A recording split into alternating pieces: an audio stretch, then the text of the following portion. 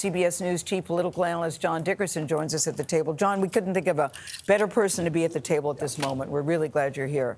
You know, we've heard the word unprecedented with Donald Trump from the very beginning, from the time he came down that escalator at Mar-a-Lago, and here we sit all these years later, still calling it an unprecedented moment. Put into context for us how significant this really is. Well, when you use a word that much, it loses all meaning, exactly. Which is in part something we should talk about and think about with former President Trump, because that's in part of his strategy, is that, you know, if everybody's always hopped up, nothing becomes differentiated, and he can say, well, this is just like everybody else, but it's not like everybody else. What he's accused of is very serious. The documents he's accused of keeping are some of the most sensitive, if not the most sensitive documents that are in the part of the federal system. He's accused of obstructing justice after he received a subpoena. That is a big deal.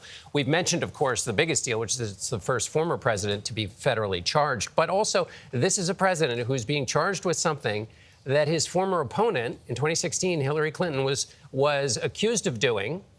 And he beat her because of it. Yes. So, I mean, when you think of the historical parallels, that's also something that adds to the complexity and richness of this moment. There's a Donald Trump quote for every occasion, of course. And since you mentioned 2016, back then the tune that he was singing is, "I'm going to enforce all laws concerning the protection of classified information. No one will be above the law." We're in a different place now. We are in a different place. His party is largely rallying around him. And we don't know the facts of the case yet. This is another one of those instances where we are all stewards of our system, and we all have to be very careful because we don't know what the facts are. And yet a lot of people, including the House Speaker, are rushing in and saying this is a politicization, that it's a weaponization. Ron DeSantis, the Florida governor, said that.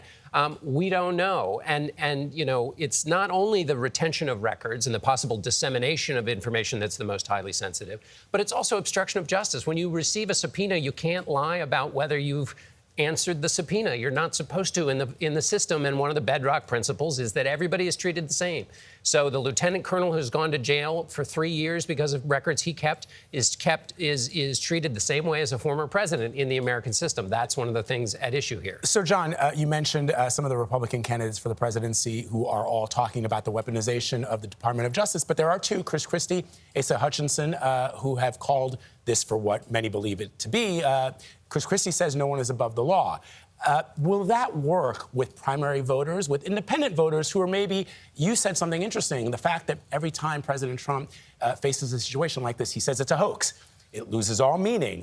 Witch hunt. Witch hunt. Are independent voters tired of that and are maybe looking for something different? We don't know yet. One of the things that was interesting about the Hillary Clinton case in 2016 is when issues were raised about her emails, one of the things that analysts said is, you know, it reminded voters that if Hillary Clinton gets elected, there'll just be a lot of mishigas of her presidency. You could easily see that being the case here with President Trump and Ron DeSantis and others who have essentially raised that point previously. Basically, we don't want a lot of drama. So that could be something that's a part of this. What's been interesting to me is the continuum of candidates. So as you mentioned, Asa Hutchinson said this is proof that Donald Trump should not run. Mike Pence said this is divisive, but before this information came out, he said Donald Trump shouldn't be president again because of what he did on January 6th. Yeah. This information comes out in a different context. You have a bunch of people in the Republican Party who are saying he should not be president again.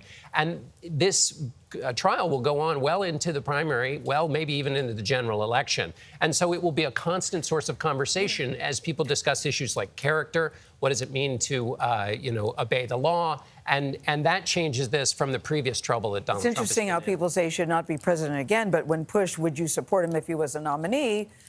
In some cases, they said, yes, I would still support him. That's very confusing, I think, for voters. It's very confusing. It's also a little tricky because the rules of the Republican debate are that you have to say you're going to support the nominee. So there might be a little cutesiness that those other Republican candidates are playing.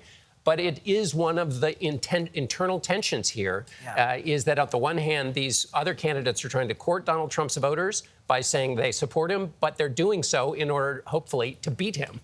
All right, John Dickerson. I know this won't be the last time you'll be at the table, and I can't wait to have you back.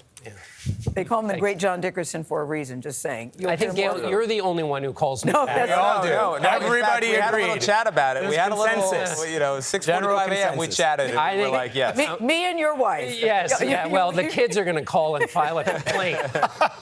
You will hear much more from John Dickerson on the Trump indictment this Sunday on Face the Nation.